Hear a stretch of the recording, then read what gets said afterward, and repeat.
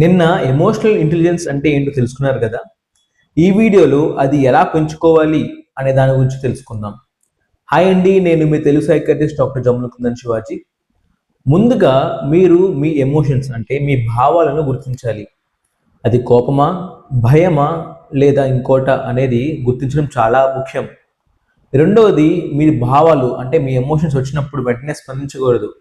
మీ భావాలకు మీ స్పందనకు మధ్య ఒక చిన్న విరామం తీసుకోవడం చాలా ముఖ్యమైనది.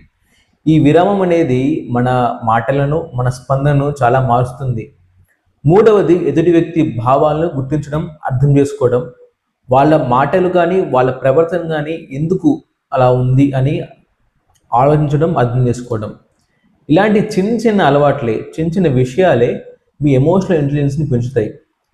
మీ భావాలను మీరు ఎంత బాగా అర్థం చేసుకుంటే మీ ప్రవర్తన అలా అంత బాగా మారుతుంది. మీ సంబంధాలు అనేవి అంత మెరుగవుతాయి. మీ జీవితం అనేది అంత బాగుంటుంది. అర్థమైంది కదా ఎమోషనల్ ఇంటెలిజెన్స్ ఎలా పెంచుకోవాలో. ఈ వీడియో నాకు కనుక నచ్చినట్లయితే ఖచ్చితంగా లైక్ చేయండి. ఎవరికైనా షేర్ చేయాలంటే ఖచ్చితంగా షేర్ చేయండి. ఛానల్ని ఖచ్చితంగా ఫాలో అవ్వండి. Thank you.